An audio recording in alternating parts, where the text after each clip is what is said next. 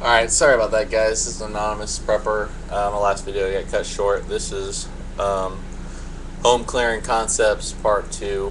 I left off talking about how other YouTubers, most other YouTubers, are ex-military and police, and I think that's great that we have such a great community of military and police, but we don't have a whole lot of civilians on YouTube. I'm a civilian, and I haven't really heard our voices very loudly, and I think that's partly because there's such a lack of information in normal media mediums such as television. Normally all you're going to see on TV for education is going to be, something about nature or politics, not so much home defense, weapons training, nothing on WROL survival or prepping.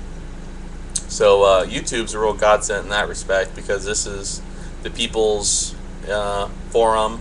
This is free information, the way it works, and a lot of people are interested in it, and it's not right that it's not on television just because it's not as popular, I guess. The only reason anything's on TV is because it gets ratings.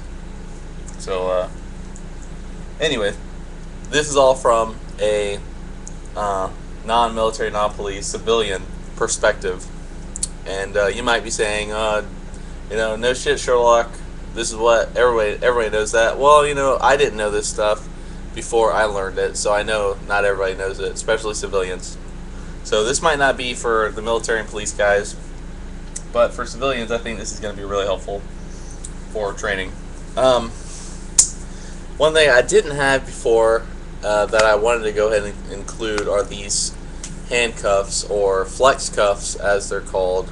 This is military grade, police grade flex cuffs. They're very lightweight. They're made of plastic. They're a lot like quick ties.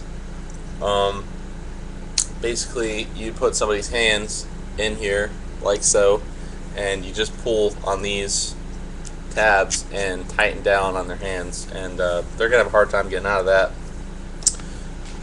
Only for use in a WROL situation where you are the rule of law, and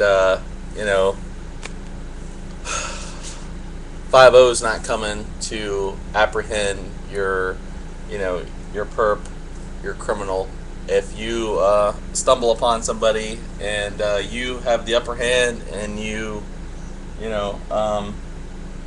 apprehended them, what are you gonna do? Are you just gonna walk them to the front door and tell them to go on their way? Are you going to shoot them and bury them in the backyard? Are you going to walk them 5 miles, blindfold them and walk them 5 miles away from your home? I don't know what the answer is. That's a really hard, tough question. But I keep flex cuffs because if I come across somebody in my home that's not armed but not supposed to be there, I'm going to apprehend them initially and continue searching my home. So I will, I have the gun. I will tell them to get down on the ground. I'm not going to tell you how to arrest somebody or how to handcuff somebody. So if you want to know that, you can go find other videos. But I'm going to apprehend them, and in a WROL situation, I have a plan to where the under part of my stairs for my upstairs locks from the outside. It's a solid door. That's where I keep my safe and everything. And that's going to be an a detention facility in a WRL situation. If I need to detain somebody, I can put them in handcuffs, and I can lead them into that room, lock them in, and continue clearing my house while they're no longer a threat. Now, yeah, they can probably bust down the door if they try hard enough, but they're gonna incur some serious physical injuries, and they're gonna make a lot of noise doing that while I'm clearing the house. If I were them and I was arrested, hands behind my back, I would not be, going berserk, because I would be worried that I would get shot instantly. and maybe that's an option at that point. But anyway, so if we've apprehended somebody and we have them in our detention facility, we continue to search for somebody else. If you came across somebody, you need to practice coming across different people. And one of the scenarios that I like to practice often is coming across a beautiful young woman who is so happy to see me. Now, that just throws up all kinds of red flags, and that should throw up all kinds of red flags, because in a WROL situation, that person knows they're not supposed to be in your home, and police train to interrogate people and to look at people in a different way. If you ask somebody a question and they respond with another question, then maybe they're lying to you. If you ask a question, or if you ask somebody if they've done something illegal and they start giggling, that's an inappropriate response, and that's a flag. Same thing happens when you see somebody who is in the wrong place at the wrong time, but they're happy to see you. You should practice these inappropriate responses and take action. So in my scenario, when I see this woman who's happy to see me, I instantly engage and tell her to get down. I'm very aware of my surrounding. I want to be looking over my shoulder constantly. If I'm in a room, I'm closing the door and locking it, doing whatever I can to conceal, seal myself and that person in the room without exterior influence, or without anyone being able to see us from the outside. And I'm going to apprehend her with the flex cuffs and then lead her downstairs into my detention facility and continue clearing. Having said that, one more aspect, in my opinion, of home defense is fortification of your home during a WROL situation. And you can fortify your house in a multitude of ways. There are a lot of supplies that can be used for fortification. Conventional homes are made of plywood, lumber, tile, and a lot of materials that are not bulletproof, or that are not really break-in preventive. Your doors on your house, basically it's a light barrier. Most doors, especially ones with glass, are light barriers between you and potential burglars. The only deterrent is that it's going to take them a little extra time to get in your house, and they're going to make a little more noise. You can't stop somebody from breaking in your house, but you can slow them down and make it more noticeable. So in a WROL situation, you want to try as hard as you can to stop people from entering your home. Think of zombie apocalypse.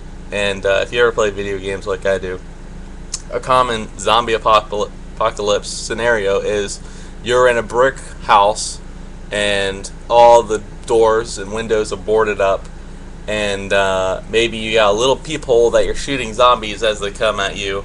And eventually, the zombies are going to break down the door, and you're just going to be shooting. They never stop until you run out of ammunition, and then you're beating them with your gun until finally a zombie bites you, and you become a zombie, and you lose. Well, that's how you want your WROL house to be. You want it to be zombie-proof, and you want all your doors and windows, in my opinion, to be boarded up. For one, you want your house to look abandoned, in my opinion. You don't want to draw attention to you, especially if you are have in a world of have-nots. If most of the block is abandoned, then make your house look abandoned. If somebody is going to try to rob you, they're going to assume your house is abandoned and you have the upper hand because you know that you are there and you'll hear them coming. If they see lights on, they're going to be extra careful to be quiet and stealth. Maybe wait for you outside for you to come out and then jump you or something. So you want your house to look abandoned, in my opinion. and you want it fortified. I would fortify with 3/4 inch plywood.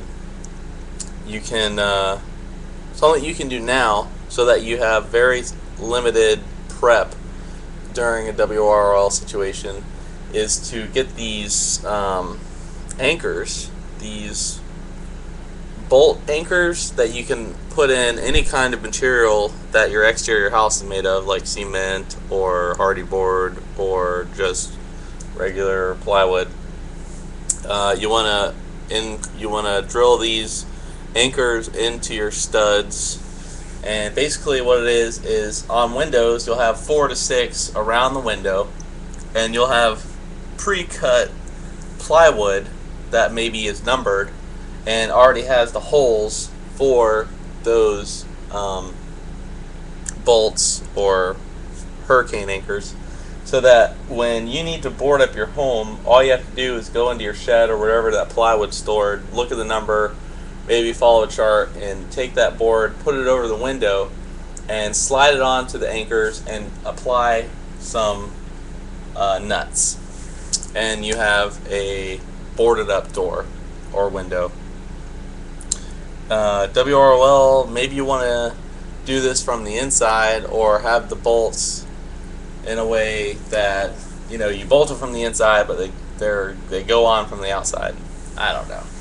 You're gonna have to decide that. I would prefer to just have them on the outside. If somebody's gonna come to my house with a crescent wrench and or just a regular socket wrench and take off the bolts on my window, I'm going to hear them, and before they get that window off, I'm going to put them down.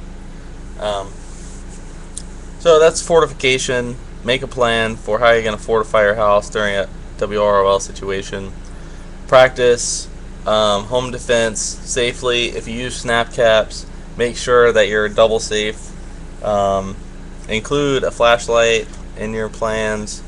Use paper targets, realistic paper targets. Make sure you can see their hands, their face, and most of the body as possible. And when you're clearing, make sure you take note of hands, facial expressions, and weapons, not just the weapon.